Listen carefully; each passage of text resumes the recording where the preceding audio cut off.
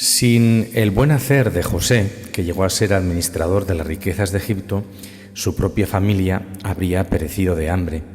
Él vino a ser el instrumento de la providencia de Dios y gracias a su intervención, la promesa hecha a Abraham pudo continuarse en la historia del pueblo elegido, que en medio de los egipcios vino a crecer de modo asombroso. ¿Quién lo iba a decir, verdad? ¿Quién lo iba a decir? Llegaron a ser muy numerosos y en esa fecundidad y vitalidad vino a verse como el primer cumplimiento de aquello que Dios había dicho a Abraham, que tendría descendientes como las estrellas del cielo. Sin embargo, el lugar de la alianza no podía ser Egipto. La tierra que Dios dio a Abraham no fue esa, y la prueba está en que cuando él tuvo que conseguir sepulcro para Sara, lo buscó y lo compró donde Dios le indicaba, es decir, en Canaán. Egipto, pues, no podía ser sino una etapa, una larga, pero no definitiva parada en el largo peregrinar de la fe del pueblo creado por el poder de Dios. En el ocaso de su vida, José comprende de modo maravilloso que su vida era parte de ese plan, pero que el plan iba más allá, hacia tierras, hacia personas y tiempos que él ya no alcanzaría a ver. Y entonces, como un acto de profecía y también un modo de unirse al destino de la promesa, él no quiere que sus huesos queden en los elegantes pero idolátricos sepulcros egipcios. Sus huesos, imagen de su última voluntad y de su última posesión, tendrán que seguir peregrinando, porque solo hay descanso allí donde Dios cumple sus promesas.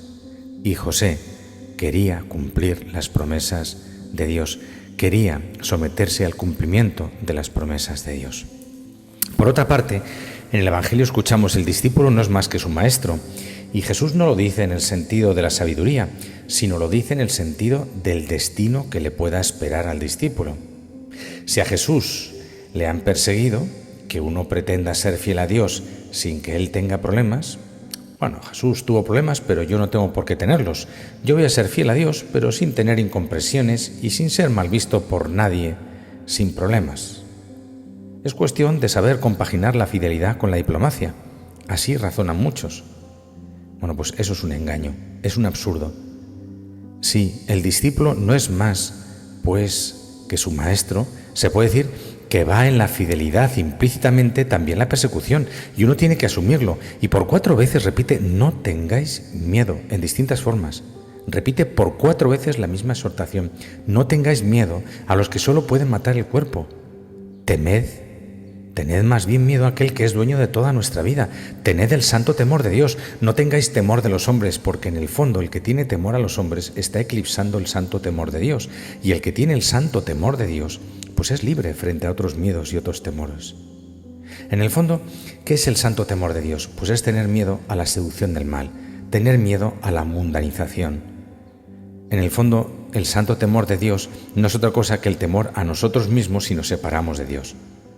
Todo lo espero de Dios y todo lo temo de mi debilidad. Ese es el santo temor de Dios. Y entonces la gran afirmación es decir: tú no temas a los hombres, no temáis a la persecución, porque está garantizado que tendrás a Dios de tu parte. Y tener a Dios de nuestra parte, tener la gracia de nuestra parte, es algo que nos tiene que conmover. Si uno se pone de mi parte ante los hombres, yo también me pondré de su parte ante mi Padre. Y nos quedamos con esta expresión, nos quedamos con esta promesa.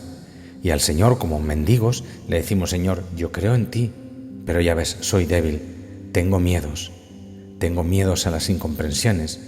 Y el Señor te dice: no temas, porque yo estoy contigo. Abundemos un poquito más en este tema del miedo. Jesús nos muestra que podemos vencer el miedo, sobre todo con un arma, sabiendo que somos valiosos ante Dios. Su evangelio de amor es el anuncio de lo preciosos que somos, y sobre esa certeza la angustia se derrite como la nieve ante el sol del verano. La confianza en su amor. Y relacionando las palabras del evangelio de hoy con otras palabras de nuestro Señor Jesucristo, podemos sacar una enseñanza muy profunda. La palabra de hoy, está claro, es el miedo. ¿Cuál es el origen del miedo? Vamos a ver, pues tenemos miedo cuando sentimos que algo o alguien nos amenaza, y la amenaza es la posibilidad de perder algo que nos interesa. Por ejemplo, atesoramos las cosas que nos han costado un gran esfuerzo, por eso nos da miedo que el ladrón nos robe. Apreciamos nuestro cuerpo, no queremos la enfermedad.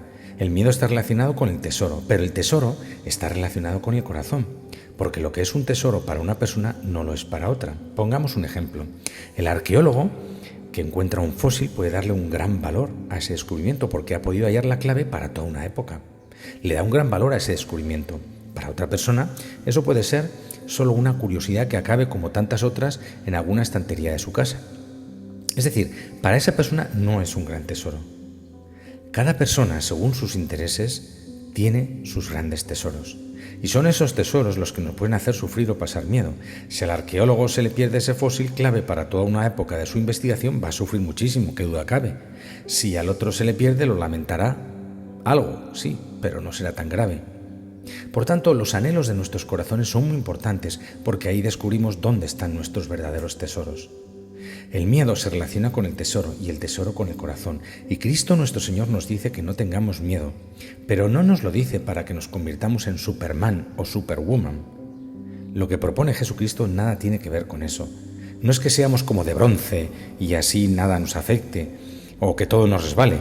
No es el estoicismo, no es desarrollar una resistencia diferente de los demás, sino que tenemos un corazón que ha sido transformado y que encuentra otros tesoros y por esos o ese tesoro que encontramos vivimos de otra manera. La clave está en ese tesoro que Cristo quiere para nosotros. Ese tesoro es lo que nos hace valientes cuando se trata de perder cosas como los bienes, la salud, la vida. Por eso los mártires entregaron su vida, porque habían descubierto un tesoro único e incomparable. Como dice el salmista en el Salmo 63, tu gracia vale más que la vida, te alabarán mis labios. Estamos en manos de Dios, y Dios es el Señor.